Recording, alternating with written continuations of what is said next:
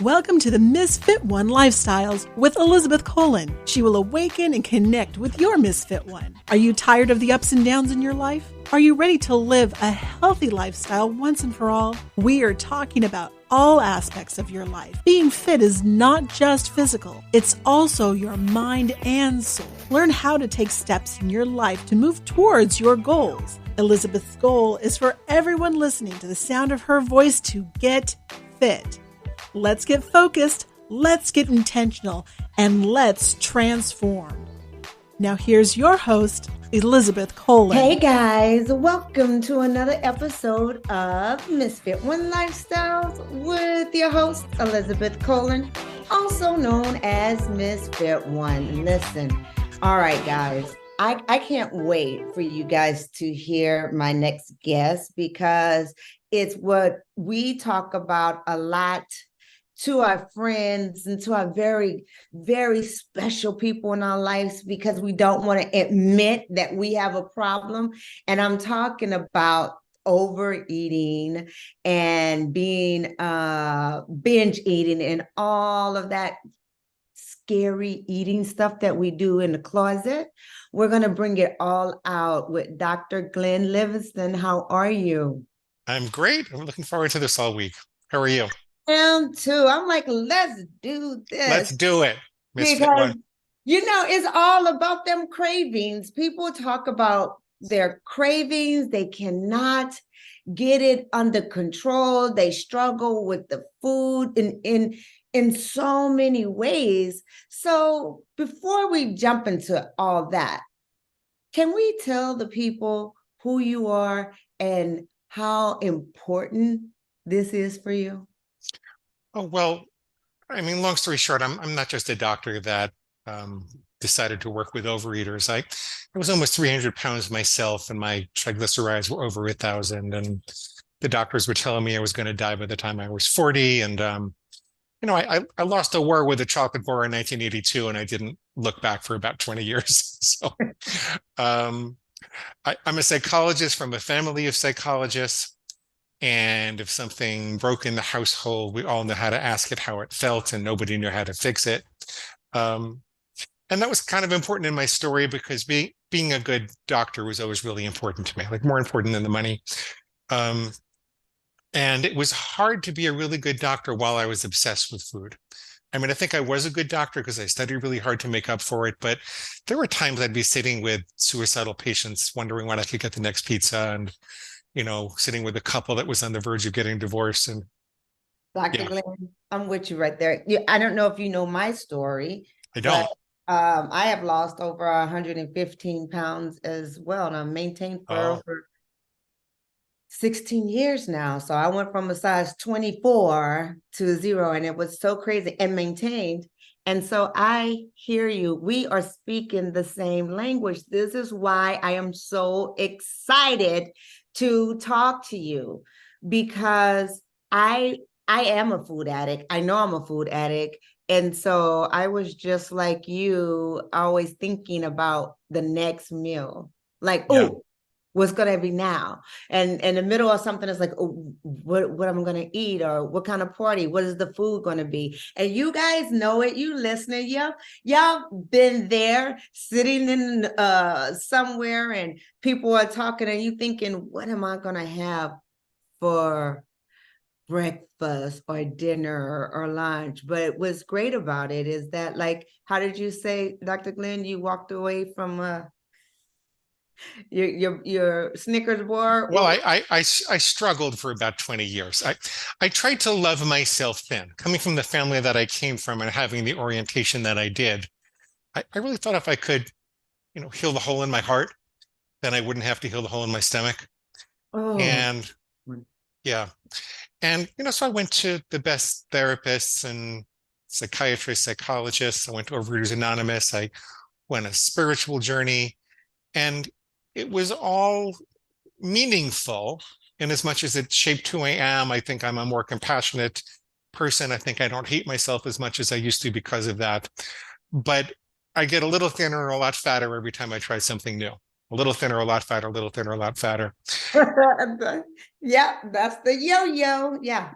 What eventually worked for me was flipping the paradigm entirely, and becoming more like the alpha dog in my old mind. And the way that happened was from three things. First of all, my ex-wife traveled for a business, and so I had a lot of time alone at home, and I didn't commute, and we didn't have kids. So I had time for a second career, and I started consulting for big food and big pharma. I was on the wrong side of the war, helping to sell sugar, and I tried to Right. make up for it these last 10 years or so. Um, I was on the wrong side of the war, and I saw them engineering these hyper palatable concentrations of starch and sugar and fat and salt and excitotoxins. And it was all geared to hit the bliss point in the reptilian brain without giving you enough nutrition to feel satisfied. And millions, if not billions of dollars going into that, right? And I said to myself, well, that's a very external force that has nothing to do with the hole in my heart or whether my mama dropped me on my head or her mother dropped her on her head. It's a very external force. Right. And then I kind of remembered neurology from graduate school. And what I learned in neurology was that the survival drives are really seated in the brainstem more so than the neocortex and the part of us which we think of as human. The brainstem, let's say this is the base part of the brain, when it sees something in the environment, it says, do I kill it? Do I mate with it, or do I eat it? That's basically its perspective. There's no love there. Right. It's the mammalian brain that says, before you eat, mate, or kill that thing, what impact is that going to have on your tribe and the people that you love and your family? And then it's the neocortex that says, before you eat, mate, or kill that thing, what impact is that going to have on your longer term goals like health and fitness and weight loss? And so by trying to sympathize with this thing, it was really a survival drive gone wrong. I was like blowing the rest of it out of the water and just saying, oh, somebody needs a hug. And then I looked at the advertising industry, and they were really good at selling these concoctions that the food industry was making. And people think advertising doesn't impact them, but it impacts you more when you think that, because your sales resistance is down. Right. Well, let me pause right here, because you have given us a lot of information, and I want to make sure everybody can digest it. Yeah, sure. You see what I did there? Yeah. I think I need the last 5 seconds of my life back. So what we hear you saying, and I hope you guys are picking this up. The brain is wired in a way to a small part of our brain. I'm going to say, because you can't see me, it's the back of the brain, right? That is saying eat, mate, or fight. Yeah, essentially, yeah. Eat, feast or famine. Right. Mate or kill. All those things. But then in the middle of your brain, it has that, oh, should we? What is that effect on that? Right? Yeah. The frontal lobe of the brain is saying, how is this going to affect your loved ones? How is it going to affect your life? Right? How is it going to affect the people around you and your health? So what's important is you hit on a point too about the advertising and how it is just great at triggering those things, because we are on automatic reaction a lot of times. If you see a hamburger commercial, I know I've done it many times. Oh, I want a hamburger, Well, 100,000 years ago, if you came upon a sign or a stimulus that made it clear that food was available, like a monkey that led you to a banana tree, it would behoove you to have a very intense craving and become very motivated to go follow that monkey. It was a survival drive. It was a benefit, not a disease or anything like that. Right. So it's important that people understand that cravings are just a sign of your brain functioning, doing what it's supposed to do. Unfortunately, in the modern food environment, that doesn't always serve us, because every time you're, looking for love at the bottom of a bag or a box or a container, there's some fat cat in a white suit with a mustache that's laughing all the way to the bank, right? There's too much of a profit incentive. Yeah. And let's But be, talk about craving though. What is a crave? Because your book, Defeat My Cravings, is the back door to weight loss. And I am so excited about this book. I can't wait to get it. Talk about that a little bit. Talk about your book and what cravings mean to people. well, um, Different to, we have different ideas of what craving is. first of all, a craving comes with a craving stimulus pair. There's always something that triggers the craving. So maybe you pass the pizza place on the way home from work and you stop to get the pizza. You start to crave pizza, which is your brain secreting dopamine saying, I'm going to make you really happy if you get it. And then if you pass the pizza place, it drops your dopamine levels and say, I'm going to make you miserable if you don't. So it works on two rows. And it has something to do with your blood sugar and your fatigue level and what resources your body really needs at that time. But it's the experience of wanting, and it's the experience of feeling motivated to make it happen. That's what a craving is. And like I said, 100,000 years ago, we really needed that experience. Today, you can walk out of a convenience store and see another one across the street, and there are hundreds of thousands of calories available for very little money whatsoever. So Right. it doesn't serve us well. But they come in pairs, and that's important to understand because most people think that overeating is a unitary habit, but it's actually a collection of habits. So your craving for pizza could be linked to passing the pizza place, but it could also be linked to playing poker with the girls on Saturday nights or once a month or something like that, or visiting your grandmother, wherever you happen to be having pizza. That's important because if you decide, well, I'm just not going to stop at the pizza place on the way home, it's going to be rough, but after a month or so, you're not going to crave it that much. And then all of a sudden, you'll find yourself playing poker with the girls, and you're I bet you're good too. And all of a sudden you're craving again. Now, if you don't understand that cravings come in pairs with particular triggers, then you're going to think you failed. But you didn't fail. You extinguished the pizza place as a stimulus for the craving. You didn't extinguish the poker game with the girls as a stimulus for the cravings. Oh, Dr. Gunn, that's great. Let's just recap on that because that is so true. That is so true.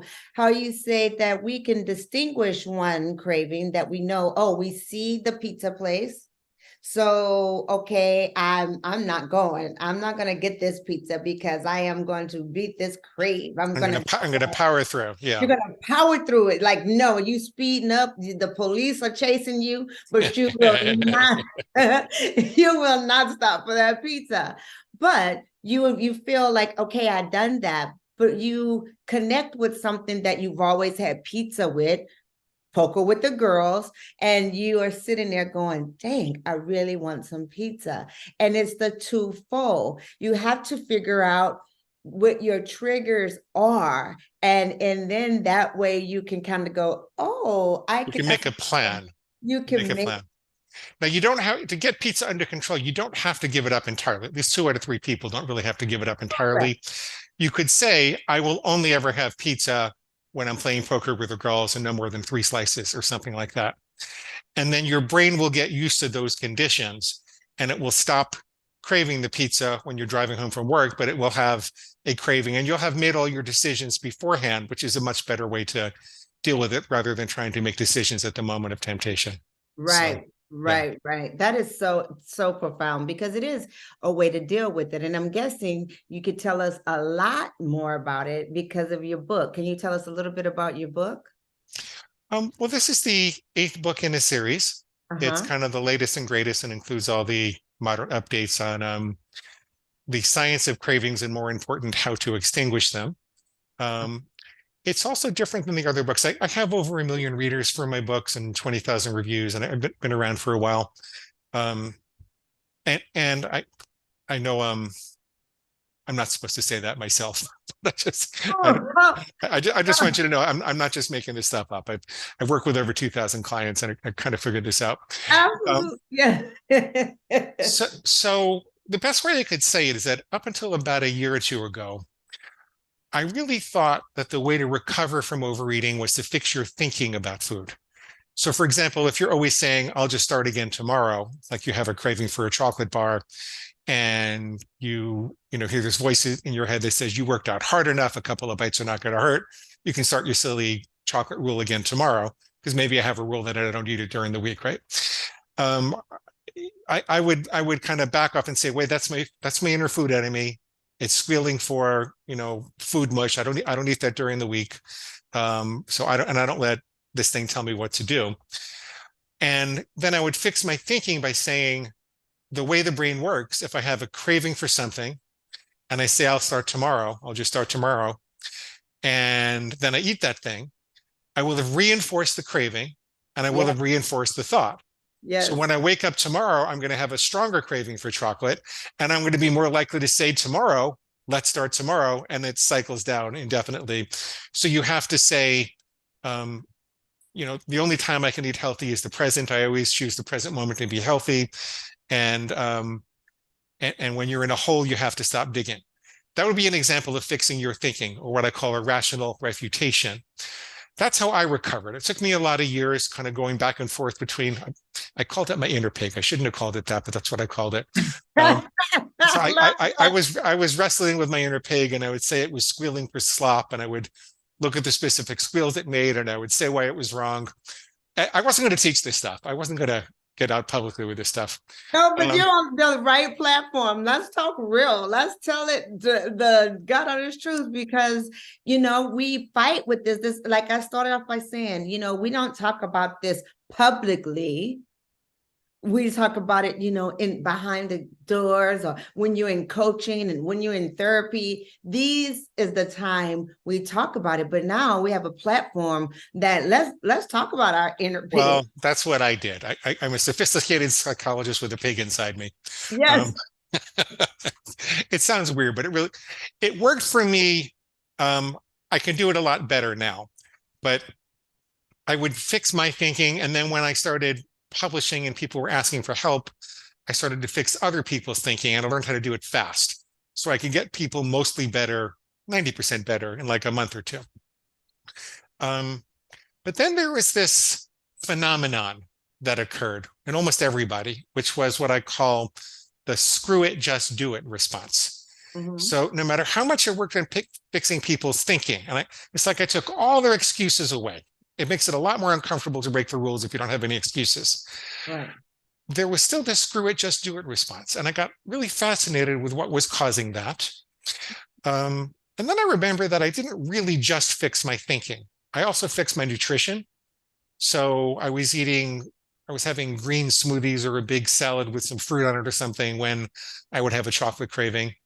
And then I wind up eating more regularly throughout the day. I found that I would wind up breaking the rules if I was skipping meals or trying to fast for too long or something like that. And I observed that the same thing would happen in my clients. So I would start to focus on, I'm not a dietitian or nutritionist, but I would ask them, are you working with someone? Would you consider eating more regularly for the first couple of months, just so that we can get this under control? And that kind of cut the number of times they would say, screw it, just do it in half. Right. And then I observed that there are a variety of other things that would cause the screw it, just do it response. One was having to make too many decisions. If people were at work or, having to figure out who takes Jenny to soccer practice or handling too many emails or just overwhelmed with input over the course of the day, it was burning their willpower. Willpower is the ability to make good decisions. You can only make so many good ones every day. Right. So I do that all the time. Willpower is only willing when you are. Like, that's the only time it has power, is when you're willing to do it. I like that. Willpower is only willing when you are. Yeah, when you're willing to do it, then you have willpower. But if you're not willing to do it, what power? Like, no, it is not there. And I want to go back and touch on this too, to make sure that everybody heard that, because that was such a great point and nugget that you put out, is that a lot of times when people just screw it and do it is because they are overwhelmed with other things. and that's the world we're living in today. We stressed about the Jenny, we got to pick up this. What time is my meeting? Do I have to go do that? And making a choice, especially if you're trying to do a healthy choice and you really don't know what is healthy, what is not, you really end up going, screw it, just do it. And not wait too long. So, and what you can do to combat that, first of all, you can take a couple of 5-minute breaks over the course of the day where you put down your phone, you get away from the computer, go hide in the bathroom if you have to. Just 5 minutes a day. It's better if you walk outside and breathe fresh air. The other thing you can do is create a rule that makes decisions for you. Like if you say, it's fine, it's all well and good to say, well, I'll eat well 90% of the time and indulge 10% of the time. But that general guideline doesn't really give you any way to decide which is the 90% and which is the 10%. So every time you're in front of a chocolate bar, you have to make another food decision. You're wearing down your willpower.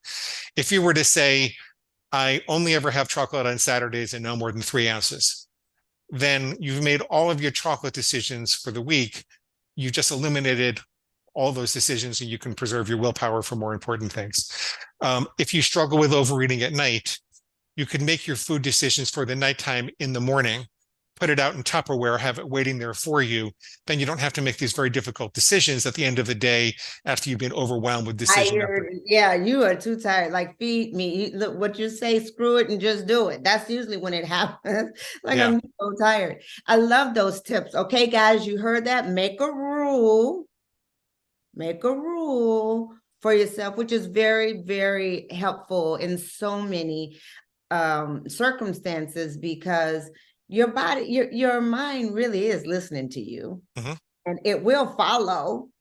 And I love where you said, if I do it well, I'll do it tomorrow. Well, guess what? It's expecting that tomorrow too. Let's not have chocolate today. We'll start again tomorrow. Then of course it's like, oh yeah, we can have chocolate today and do it tomorrow, right? You are setting yourself up for failure, and you have no clue what's going on in your mind. And I love how you broke that down for everybody to know. Make a plan. Tips on what you're going to eat at night if that's when you're overeating. I love it. Tupperware, get your stuff together. Make sure you have a rule. I am not when you say a 90-10, whatever, I'm not a numbers person. I'm not counting numbers. I'm not doing that. Like, I don't know what 90% is, 10% is. So I'm glad that you said that is not a clear enough rule. Because I definitely would blow that one at all times. So listen, when we're talking about, first of all, how can I get your book? How can I connect with you? Well, if you go to defeatyourcravings.com and you click on the big blue button, you sign up for the reader bonuses, you can get a free copy in Kindle, Nook, or PDF format. The hard copies and the Audible format have a traditional charge. You'll also get a set of food plan starter templates. This whole system is very diet agnostic. We didn't get to talk too much about it, but it works for point counting, calorie counting, ketogenic, plant-based, whatever your philosophy, as long as you're eating a reasonable, nutritiously fortifying diet, you can make it work. And I recorded a set of full-length coaching sessions, which is also free, because I know this sounds weird, that why does Elizabeth have a doctor with a pig inside of him on her show? And it sounds cold-hearted and mean, but it's really not. It's a very compassionate process that takes people from feeling hopeless and terrified and confused about their food to feeling optimistic and confident in just one session. So I recorded a bunch so you could hear. Defeatyourcravings.com, big blue button. All right. And what's so crazy about that is that, you take the shame away from it too. A lot of times we feel shameful, which also drives us into eating more because we feel shame about it. And listen, I love it when you say your inner pig. It's like, listen, that's what I was. That's what I am. And I'm not ashamed about it because now I know it. I see it. It's out there. And now I can take control. We like to say that shame is just your inner pig trying to get you to feel too weak to resist the next binge. It's very difficult. I learned this from Carol Munter. It's very difficult to keep binging if you refuse to keep yelling at yourself. Right. It's a really piercing insight. Once you recognize that shame is just inner pig activity because it wants more, it's harder to feel ashamed and it's harder to keep going. That was deep because it's true. That saying, and I have, my book is Loving Yourself to Health. And it's crazy because you have to love yourself in order to heal yourself. And it doesn't matter what you do on the outside, that inner pig is squealing. You need to figure out how to love yourself before you've arrived. Yeah. Most people are living like, well, when I'm 120 pounds, then I'll deserve to go to weddings and I'll deserve to, but no, you've got to figure out how to love yourself right now. Right now, love yourself to health, because listen, your mind is listening to everything that you're saying. So you don't like me, I don't like you. How about that? You don't like me thighs? Because that was me. I had my thighs. It's like, oh, wow, we don't like you either. So you got to learn to work together, loving yourself. And that's what a lot of people don't get. Self-love is a two-part word, as it's about loving yourself and accepting yourself as the way you are. And the action part of it is improving on who you are. Yeah. So it's a two-part thing, right? It's not just, I love all of me, but I don't want to change or become better. That's not loving yourself, because you want to improve. Right. I really appreciate this. This has been so good, because I can totally relate to the inner pig. But let me ask you this. Since you were taking care of everybody else, and, I have my formula that I call Fit Formula, that's on my whole platform, is Living Fit. And F is for focus. The I is what? Intention. And if you focus and move with intention, you can absolutely transform the world. And so I love how you did just that. Not only you are transforming people, what did you say, over 2,000 clients, and also yourself, which is amazing. So kudos to you. I appreciate all the work you do. How do you take care of yourself? What does your self-care looks like? Oh gosh. I mean, sometimes people run away screaming, because I've been, over the course of 18 years using this system, I've incorporated a lot of different disciplines. But the bottom line is I mostly eat what grows. Mostly what I eat are things without labels that, actually grow in the earth. And I have a morning routine where I get up and I journal and I look at my dreams and sort of particular things that I'm nervous about. Then I'll look at that. If there are particular things that are bothering me psychologically, I just went through a breakup, so I've got a page or two about why we broke up and what my outlook needs to be going forward. And then I always have a workout. I do Vinyasa yoga 5 times a week. I do these cardio classes. I live on the beach. I walk on the beach. I call my friends. I got to work a little bit more in a local community. That's my effort now, because my friends are all over the world. Right. Yes. Yeah. Thank you so much for sharing that, because it is important. It is you, just as much as we work on our job and we work on our skills, like you worked really hard to be a doctor, it takes time to learn to work on yourself. And in order to do that, you need a little self-love and a little self-care and time to reflect. Again, tell us, how do we get the book? Yeah, and can I give people a simple instruction to get started? Wait, yes, I please give us some tips, babe. I tell people to start with one simple rule, something you could and would do, but don't make it too hard. Something that's not too onerous, but it'll point the bar in the right direction. Because if you set a low bar to start with, rather than being really, really good for a while until you can't take it anymore, you'll do it consistently. If you do it, like even when you don't have your mojo, even if you wake up one day in a foul mood, I'll always put my fork down between bites. I won't go back for seconds, something like that. You'll see yourself doing that, and then your identity function will kick in. It'll say, I seem to be a person who doesn't go back for seconds, right? And then character trumps willpower. It's much easier to become the kind of person who doesn't go back for seconds than to have some Nazi food policeman sitting over you and saying, "You will not go back for seconds," you know? Right. So start with one simple rule. Prove to yourself that you're in control. You don't have to call it your inner pig. You can call it your food monster or your gremlin or anything else that you want to. And observe yourself doing that for a couple of weeks and watch how this game is played.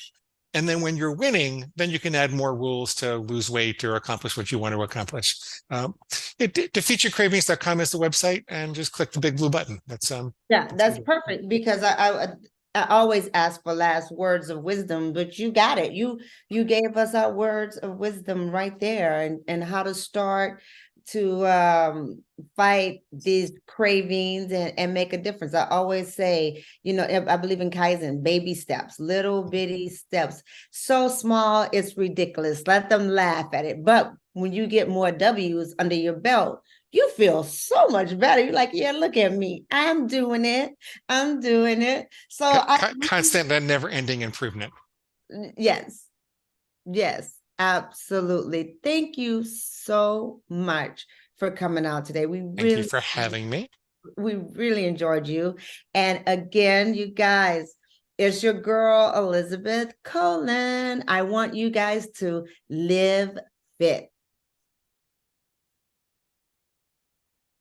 I hope you enjoyed this episode of Misfit One Lifestyles. Listen, when you are fed up and sick and tired of living this stifled, overwhelmed, and overstressed life, and you're ready to live the fullest, richest, and healthiest life by gaining more confidence, more energy, and more clarity, living in your best self, you know what to do, right? Go ahead, go to my website, misfit1.com. Sign up for our online courses, Creating Healthy Habits, so that you too can live fit, focus, move with intention, and transform your life.